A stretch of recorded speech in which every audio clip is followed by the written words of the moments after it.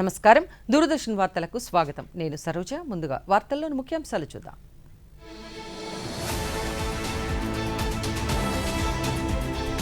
దేశంలో బయోగ్యాస్ రంగాన్ని బలోపేతం చేసేలా గోబర్ధన్ పథకానికి కేంద్ర కేబినెట్ ఆమోదం.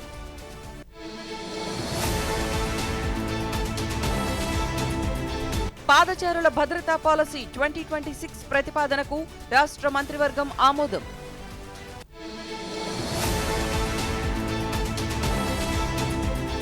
విమాన ఇంధనంలో ఇథనాల్ కలిపే ప్రసక్తే లేదన్న కేంద్ర మంత్రి రామ్మోహన్ నాయుడు.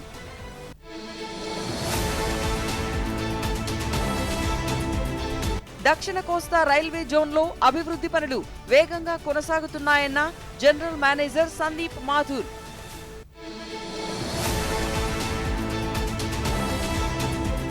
ప్రధానమంత్రి సూర్యఘర్ ముఫ్త్ బిజిలీ యోజన కింద ఇప్పటి వరకు 50 లక్షల కుటుంబాలు లబ్ధి పొందాయన్న కేంద్ర మంత్రి ప్రహ్లాద్ జోషి.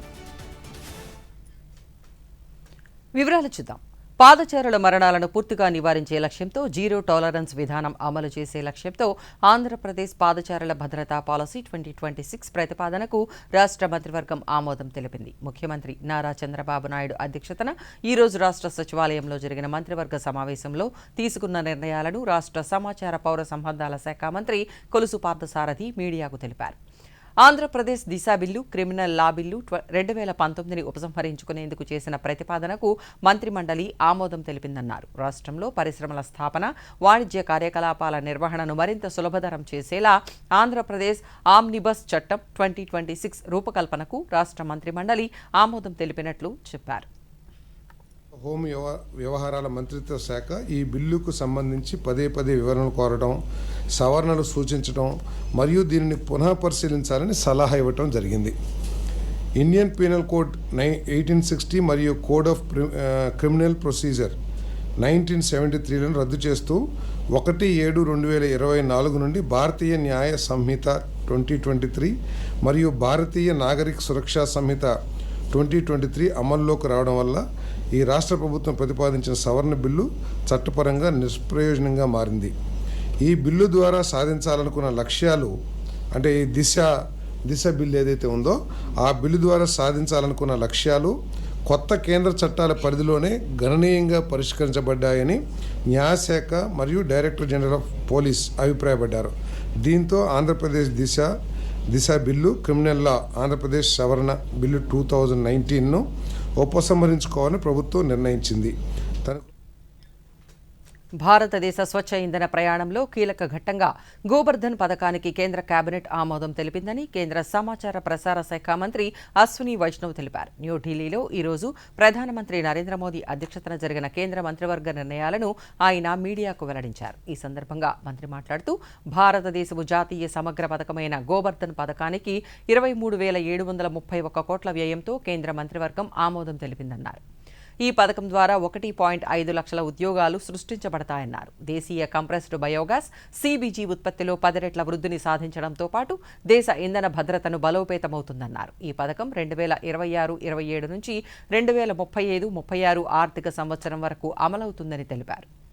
गैस के यूटिलाइजेशन के लिए अश्योर्ड ऑफ टेक का पिलर रखा गया, यानी जो भी मैन्युफैक्चर करेगा बायोगैस उसको एक अश्योर्ड ऑफ टेक यानी उसके प्रोडक्ट को खरीदने की गारंटी दी जाएगी. ये स्कीम गोवर्धन स्कीम है.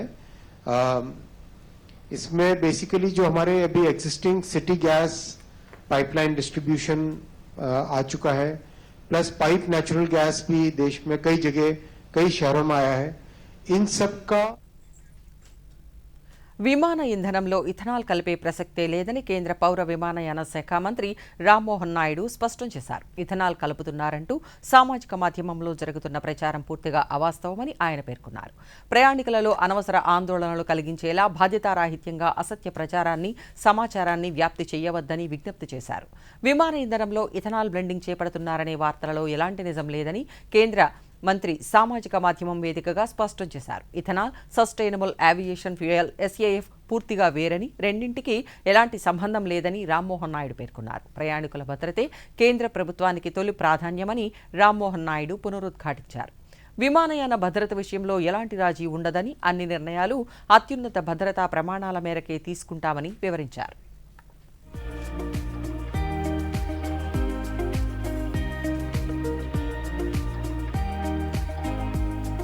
జాతీయ షెడ్యూల్డ్ కులాల కమిషన్ చైర్మన్ కిషోర్ మక్వానాకు తిరుపతి రేణిగుంట విమానాశ్రయంలో ఈరోజు సాదర స్వాగతం లభించింది. తిరుపతి జిల్లాలో 2 రోజుల పర్యటన నిమిత్తం రేణిగుంట విమానాశ్రయం చేరుకున్న ఆయనకు తిరుపతి పార్లమెంటు సభ్యులు ఎం గురుమూర్తి, జిల్లా కలెక్టర్ డాక్టర్ ఎస్ వెంకటేశ్వర్లు పుష్పగుచ్చాలను అందజేసి స్వాగతం పలికారు.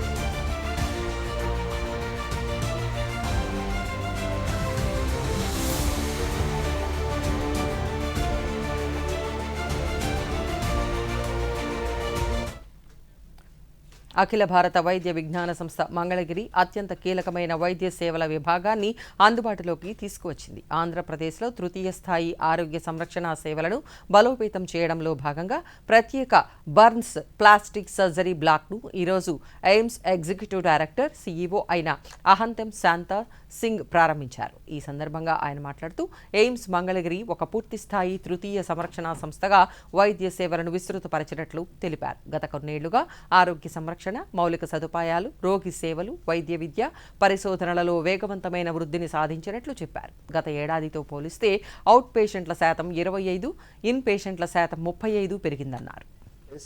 But then when your patient comes, specifically at least that particular case is very important, such that we can save the life. Definitely we can conduct the MS and definitely take care of the any on that. But the doctors think that this type of patient can be treated in the other institute also. Then they may refer the case because we don't have the bed. Because when you are admitting that patient, we have to take out another patient from the ICU.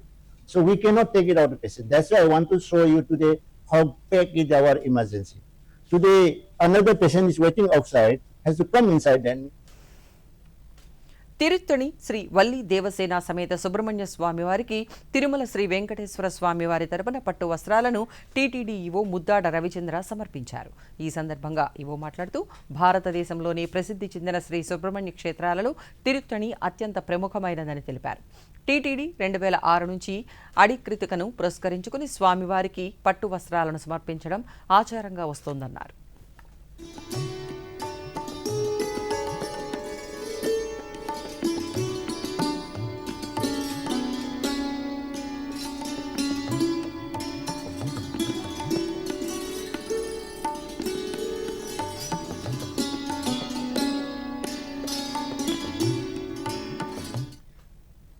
రైతు సంక్షేమమే ప్రభుత్వ ప్రధాన లక్ష్యమని రాష్ట్ర ప్రభుత్వ whip Kurupam శాసనసభ్యురాలు తోయక జగదీశ్వరి అన్నారు. పార్వతీపురం మన్యం జిల్లా గుమ్మ లక్ష్మీపురం మండలం పుతికవలస గ్రామంలో మీ భూమి మీ హక్కు కార్యక్రమం కింద ప్రభుత్వ రాజముద్రతో నూతన పట్టాదారు పాస్ పుస్తకాలను రైతులకు పంపిణీ చేశారు. ఈ సందర్భంగా ఆమె మాట్లాడుతూ వ్యవసాయ రంగాన్ని బలోపేతం చేయడంతో పాటు రైతుల హక్కులను కాపాడేందుకు ప్రభుత్వం పలు సంస్కరణలు అమలు చేస్తోందన్నారు.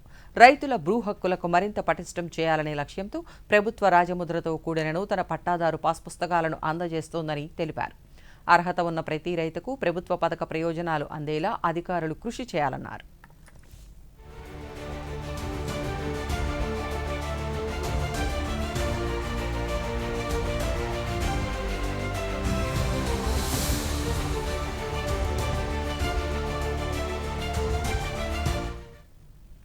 ప్రతిష్టాత్మక కామన్వెల్త్ క్రీడలలో వెయిట్ లిఫ్టింగ్ పోటీలలో రజత పథకం సాధించిన ఆంధ్రప్రదేశ్కు చెందిన వల్లూరి అజయ్ బాబు కుటుంబ సభ్యులతో కలిసి ఈరోజు రాష్ట్ర విద్యాశాఖ మంత్రి నారా లోకేష్ను ఉండవల్లి నివాసంలో కలిశారు. విజయనగరం జిల్లా కొండవెలగాడ గ్రామానికి చెందిన అజయ్ బాబు వెయిట్ లిఫ్టింగ్ 79 కేజీల విభాగంలో రజత పథకాన్ని కైవసం చేసుకుని చరిత్ర సృష్టించారు. ఈ సందర్భంగా అజయ్ బాబును మంత్రి లోకేష్ అభినందించారు. రజత పథకం సాధించి దేశానికి, రాష్ట్రానికి గర్వకారణంగా నిలిచారని కొనియాడారు. అన్ని విధాల అండగా ఉంటామని హామీ ఇచ్చారు.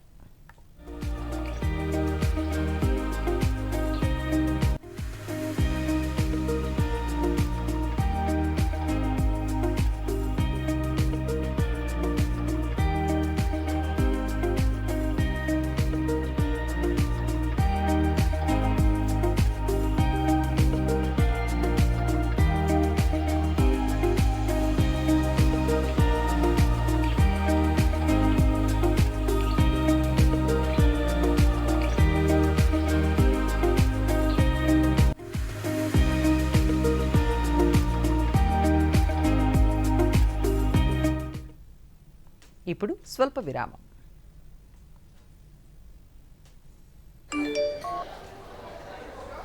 వీడియో లైక్ కొడితే డబ్బులు వస్తాయా? ఇంత తెలియకనా? చిక్కుకున్నాడు. తెలియని లింక్స్ ని క్లిక్ చేయకండి. ఆర్బీఐ అంటోంది తెలివిగా ఆలోచించండి, అప్రమత్తంగా ఉండండి. విరామం అనంతరం వార్తలకు పునః స్వాగతం.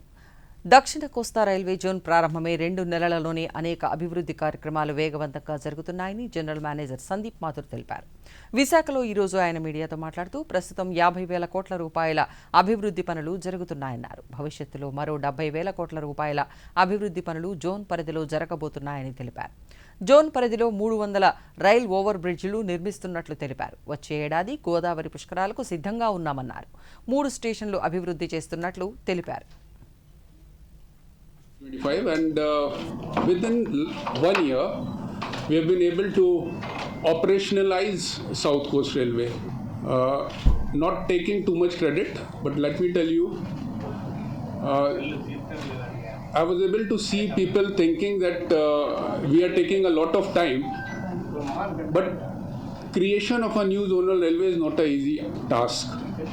There are a lot of things which are to be done. From infrastructure side, which you all know, our main office, which can house all of us, is still under construction at Mutsalova. It will be a 9-storied building which will house all the headquarters officers and the staff at one place in Mutsalova. We persuade Railway Board, we persuade each of these zonal railways, and right now we have చిన్నారులను భావి భారత పౌరులుగా తీర్చిదిద్దే గురుతర బాధ్యత అందరిపై ఉందని రాష్ట్ర బాలల హక్కుల పరిరక్షణ కమిషన్ చైర్మన్ వేటికూరి ఏవీ సూర్యనారాయణ రాజు తెలిపారు. కమిషన్ విజయనగరం జిల్లా పర్యటనలో భాగంగా కలెక్టరేట్లో వివిధ శాఖల అధికారులతో సమీక్షా సమావేశాన్ని నిర్వహించారు. ఈ సందర్భంగా ఆయన మాట్లాడుతూ 2047 నాటికి భారతదేశాన్ని ప్రపంచ దేశాలలో నెంబర్ 1 స్థానంలో నిలిపేలా నేటి బాలలు ప్రయోజకులుగా ఎదిగి వికసిత భారత్ సాధనలో భాగస్వాములు కావాలని పిలుపునిచ్చారు. స్థాయిలో జిల్లా అధికారులతో సమీక్ష సమావేశాలు నిర్వహించటం, ఎక్కడైతే సమస్యలు ఉన్నాయో ఆ సమస్యల పరిష్కారం కోసం, ఇది బాలల హక్కులు రక్షించబడాలంటే ఏ ఒక్క డిపార్ట్మెంటో చేస్తే సరిపోదు. అందరూ సమన్వయంతో పని చేసినప్పుడు మాత్రమే బాలల హక్కులు రక్షించబడతాయి. కాబట్టి వాళ్ళందరి మధ్య సమన్వయాన్ని తీసుకొస్తూ వాళ్ళ సమస్యల పరిష్కారం కోసం ప్రయత్నం చేస్తూ ఉన్నాం. దానిలో భాగంగానే ఈరోజు విజయనగరం కలెక్టరేట్లో ఈ విధంగా సమీక్షా సమావేశానికి హాజరవటం జరిగింది. ఏదైతే బాలలకి గౌరవప్రదమైన జీవించే హక్కు, అలాగే విద్యా హక్కు, అలాగే వాళ్ళ సంక్షేమ ఆరోగ్యకరమైన సమాజానికి తల్లిపాలే పునాది అని పశ్చిమ గోదావరి జిల్లా కలెక్టర్ చదలవాడ నాగరాణి తెలిపారు. తల్లిపాల వారోత్సవాలలో భాగంగా పశ్చిమ గోదావరి జిల్లా కేంద్రమైన భీమవరంలోని అంగన్వాడీ కేంద్రాన్ని ఆమె పరిశీలించారు. ఈ సందర్భంగా కలెక్టర్ మాట్లాడుతూ బిడ్డ పుట్టిన మొదటి గంటలోని ముర్రుపాలు తప్పనిసరిగా తాగించాలని, ఇవి బిడ్డకు మొదటి టీకాలాగా పనిచేసి రోగ నిరోధక శక్తిని పెంచుతుందని వివరించారు.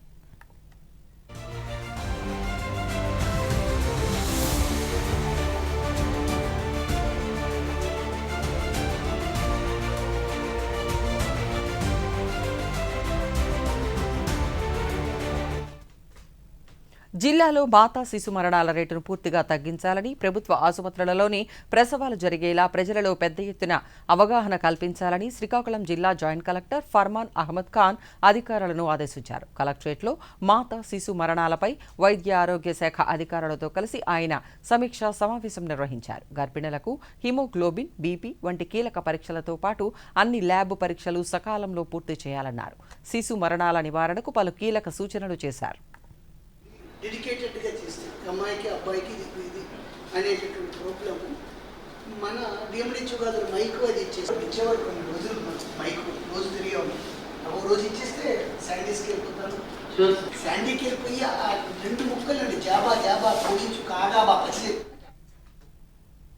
ఆంధ్రప్రదేశ్ రాష్ట్ర బాలల హక్కుల పరిరక్షణ commission chairman Vetukuri AVS Suryanarayana Raju సభ్యులు విజయనగరంలోని స్థానిక బాలసదన్ను సందర్శించారు. ఈ సందర్భంగా బాలసదన్లోని చిన్నారులతో ఆప్యాయంగా మమేకమై వారి విద్య, ఆరోగ్యం, దైనందిన జీవనంలో సౌకర్యాలు, సంక్షేమంపై వివరాలను అడిగి తెలుసుకున్నారు. పిల్లలతో ముచ్చటించి వారి అభిప్రాయాలను తెలుసుకున్నారు. అలాగే బాలల సంరక్షణ, భద్రత, సంక్షేమ కార్యక్రమాల అమలుపై సంబంధిత అధికారులతో సమీక్ష నిర్వహించి ప్రభుత్వం కల్పిస్తున్న సేవలు ప్రతి చిన్నారికి సమర్థవంతంగా అందేలా చర్యలు తీసుకోవాలని సూచించారు.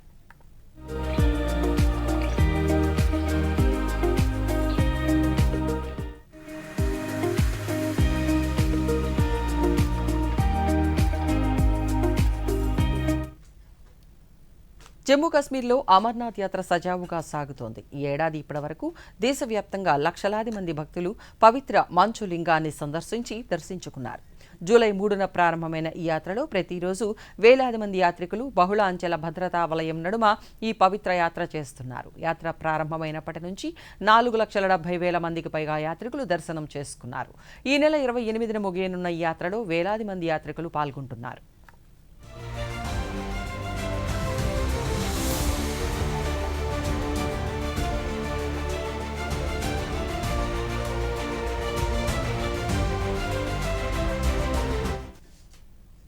మధ్యప్రదేశ్లోని థార్ జిల్లాలో ఉన్న రూపఖేడా గ్రామం ఆధునిక వ్యవసాయానికి ఒక నూతన నమూనాగా నిలుస్తోంది.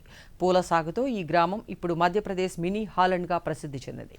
గతంలో ఇక్కడి రైతులు గోధుమ, శనగ, మొక్కజొన్న, సోయాబీన్ వంటి సాంప్రదాయ పంటలపై ఆధారపడేవారు. ఇప్పుడు వారు పాలీ హౌస్లు, షేడ్ నెట్ హౌస్లలో గులాబీలు, జర్బెరా, లిల్లీలు, ఇతర పూలతో పాటు నాణ్యమైన కూరగాయలను పండిస్తున్నారు. ఈ గ్రామంలో 44 పాలీ హౌస్లు, 13 షేడ్ నెట్ హౌస్లు ఉన్నాయి. నియంత్రిత వాతావరణంలో వ్యవసాయం చేయడం వలన ఉత్పత్తి, రైతుల ఆదాయము పెరిగాయి. భారత ప్రభుత్వ ఉద్యానవన సమగ్ర అభివృద్ధి మిషన్ కింద పాలీ హౌస్లు, షేడ్ నెట్ హౌస్లను నిర్మించుకోవడానికి రైతులకు ఆర్థిక సహాయం అందింది. ఆధునిక వ్యవసాయ పద్ధతులు నీటిని ఆదా చేయడానికి, పంటల నాణ్యతను, దిగుబడిని మెరుగుపరచడానికి దోహదపడ్డాయి. ఉద్యానవన శాఖ సహకారం, రైతుల కృషితో రూపఖేడా రాష్ట్రంలో రక్షిత వ్యవసాయానికి ఒక విజయవంతమైన నమూనాగా నిలిచింది. పార్లమెంటు ఈరోజు అప్రోప్రియేషన్ నంబర్ 3 బిల్ 2026ను ఆమోదించింది. లోక్సభ ఈ బిల్లును ఇదివరకే ఆమోదించింది.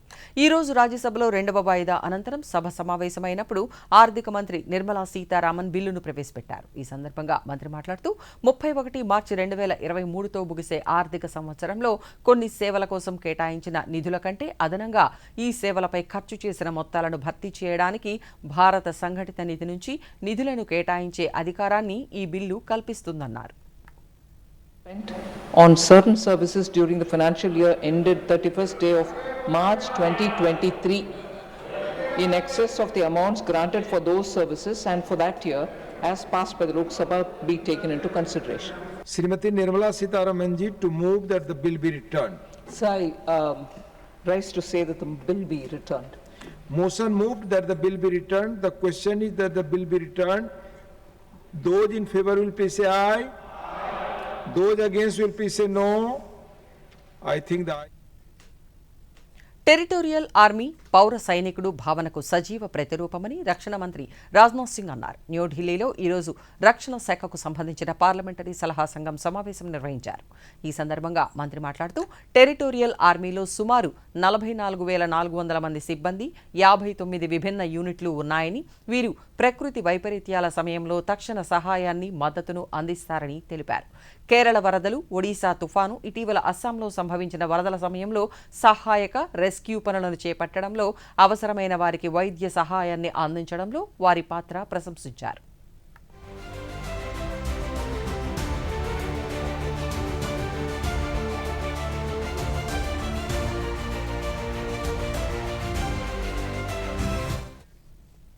ఇప్పుడు చిన్న విరామం. మన డెజర్ట్ వచ్చేసింది కానీ మన ఛాంపియన్ ఇంకా రాలేదు. మరి బిల్ ఇచ్చే ముందేనే వస్తుందంటారా? సో గర్ల్స్, ఏంటట సంగతి? బిల్లట సంగతి ఏది? నీ కాడి పిన్ని.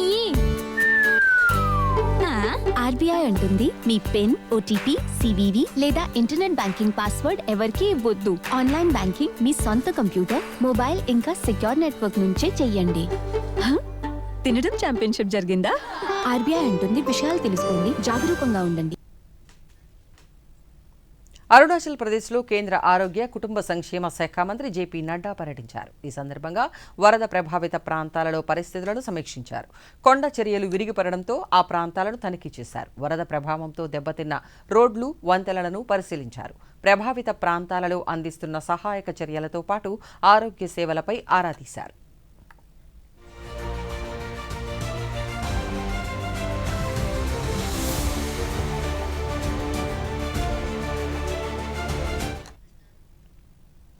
ప్రతిపక్షాల నిరసనల మధ్య లోక్సభలో ఈరోజు పన్నుల ఇతర చట్టాల సవరణ బిల్లు 2026కు ఆమోదం లభించింది.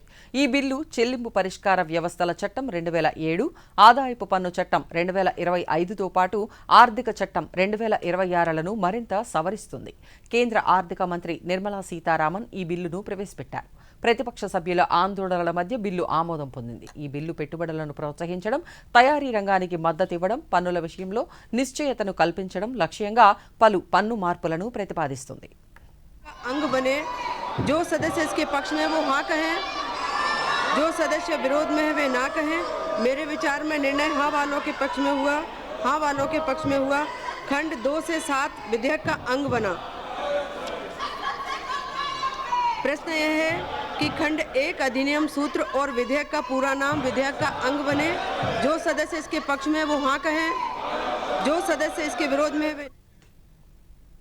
మారుతున్న సముద్ర ముప్పుల నేపథ్యంలో ఓడరేవు భద్రతను మరింత పటిష్టం చేయాలని కేంద్ర ఓడరేవులు, నౌకాయానం, జలమార్గాల శాఖ మంత్రి సర్బానంద సోనోవాల్ పిలుపునిచ్చారు. న్యూఢిల్లీలో ఈరోజు జరిగిన జాతీయ పోర్టు భద్రతా సదస్సులో ఆయన మాట్లాడుతూ ప్రధానమంత్రి నరేంద్ర మోదీ నాయకత్వంలో భారతదేశం ప్రధాన ప్రపంచ సముద్ర శక్తిగా ఆవిర్భవిస్తోందన్నారు.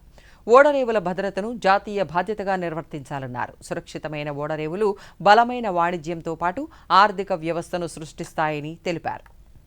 प्रधानमंत्री नरेंद्र मोदी जी के नेतृत्व में पिछले 12 साल में हम जो तरक्की की है हर सेक्टर में आज दुनिया ने देखी है और सारी भारतीय की मन में जो आत्मविश्वास जाग उठा है, यही है परिवर्तन के लक्षण, यही है परिवर्तन की एक दृश्य. और इसलिए ऐसे एक बड़े अनुभव लेकर हम अगली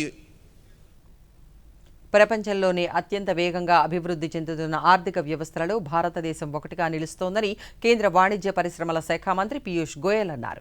ఈ రోజు ఆయన జైపూర్లో మీడియాతో మాట్లాడుతూ బ్రిక్స్ దేశాల వాణిజ్య మంత్రుల సమావేశంలో పలు కీలక నిర్ణయాలను తీసుకుంటామన్నారు.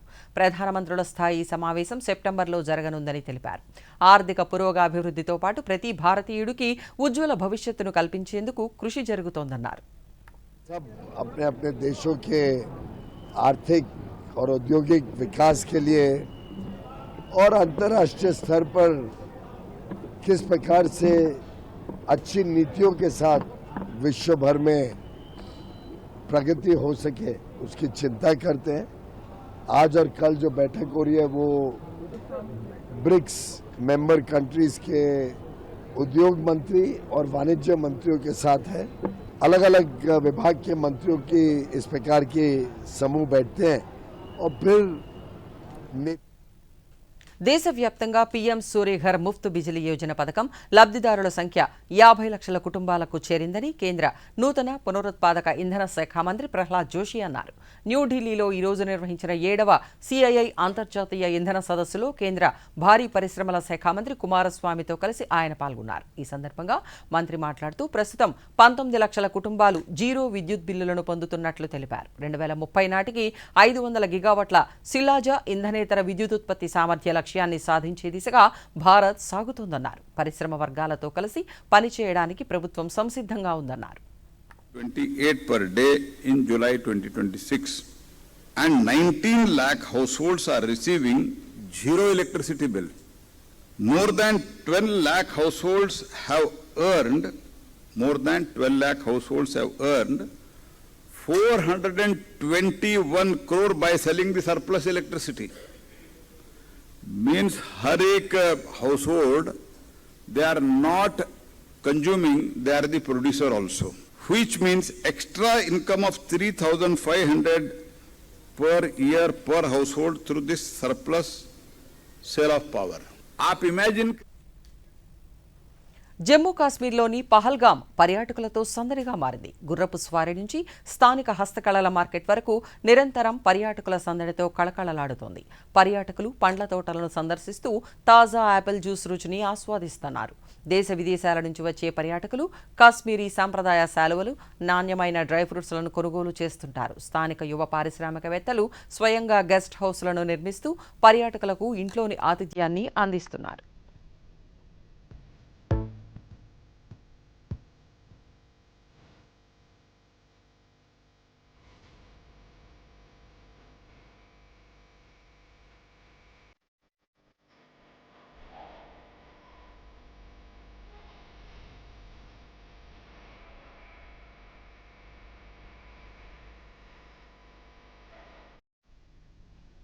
భారతీయ స్కిన్ కేర్, బ్యూటీ పరిశ్రమ శరవేగంగా విస్తరిస్తూ ప్రపంచ మార్కెట్లో ముందుకు సాగుతోంది. నేటి యువతరానికి మెరుగైన చర్మ సౌందర్యం, పర్సనల్ కేర్ అనేది వ్యక్తిగత జీవన శైలిలో ముఖ్య భాగమైంది.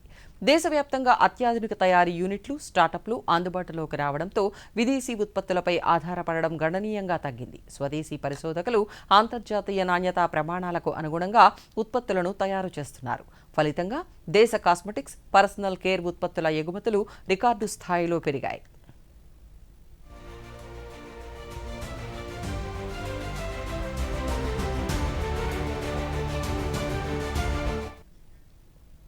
యువ డిజైనర్లు, యానిమేటర్లు తమ నైపుణ్యంతో భారతీయ జానపద కథలకు, సంస్కృతికి మోడ్రన్ యానిమేషన్ ద్వారా ప్రాణం పోస్తున్నారు. భారతీయ సాంప్రదాయ కళలు, జానపద కథలను నవతరం పిల్లలకు ఆకట్టుకునేలా అందించడంలో యానిమేషన్ కీలక పాత్ర పోషిస్తోంది. ఆంధ్రప్రదేశ్లోని ప్రసిద్ధ కొండపల్లి బొమ్మలకు యానిమేషన్, యాక్షన్ ఫిగర్స్ రూపంలో సరికొత్తగా రూపొందిస్తున్నారు. కొండపల్లి సాంప్రదాయ బొమ్మలను 3D యానిమేషన్గా రీడిజైన్ చేస్తూ పిల్లలను ఆకట్టుకుంటున్నారు.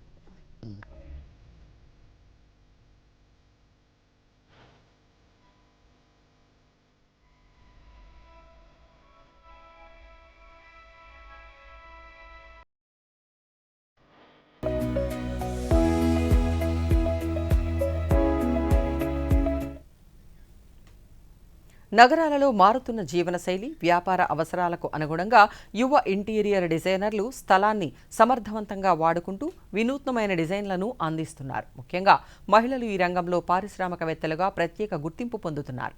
సహజ సిద్ధమైన పదార్థాలు, పునర్వినియోగ వస్తువులతో సస్టైనబుల్ ఇంటీరియర్లను డిజైన్ చేస్తున్నారు. అంతేకాకుండా పాత వస్తువులను, పిల్లలు చిన్నతనంలో వేసిన డ్రాయింగ్లను కూడా ఫ్రేమ్లుగా కట్టి గ్యాలరీ వాల్గా మలుస్తూ ఇంటికి ప్రత్యేకమైన అందాన్ని తెస్తున్నారు.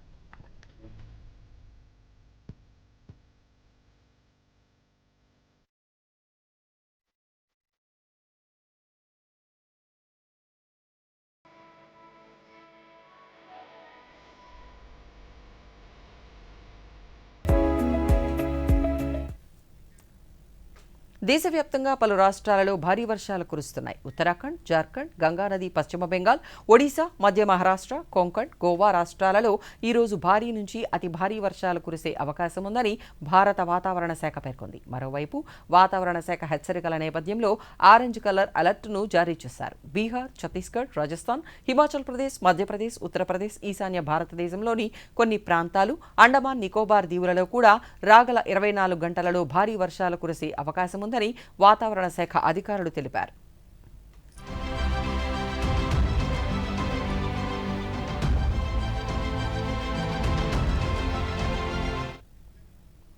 వార్తలు ముగించే ముందు ముఖ్యాంశాలు మరొకసారి.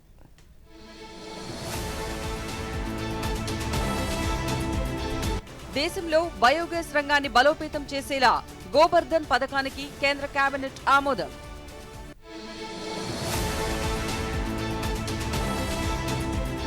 పాదచారుల భద్రతా పాలసీ 2026 ప్రతిపాదనకు రాష్ట్ర మంత్రివర్గం ఆమోదం.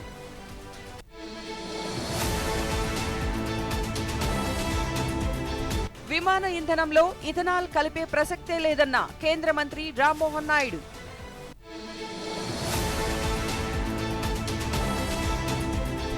దక్షిణ కోస్తా రైల్వే జోన్లో అభివృద్ధి పనులు వేగంగా కొనసాగుతున్నాయన్న జనరల్ మేనేజర్ సందీప్ మాథూర్.